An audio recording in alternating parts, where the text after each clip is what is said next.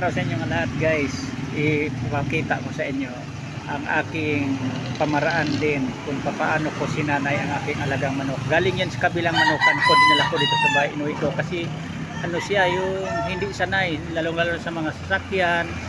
Dito kasi yan, tabi kami ng karsada, kaya mas sanay siya kapag may dumaang mga sasakyan.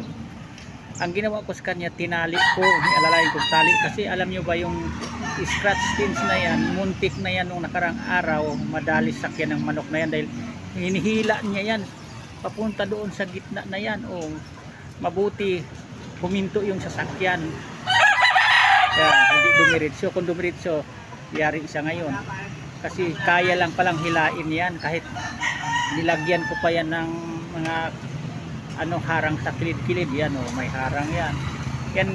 Kung napansin nyo, may tali na siya ngayon, parang sigurado na hindi na siya makalayo. Sayang kapag madali ng sakinan, sinanay-sanay ko lang siya tapos madali pa, sayang naman dahil magandang linyada yan. Yan lang, maraming salamat ulit sa panood. Thank you, bye bye.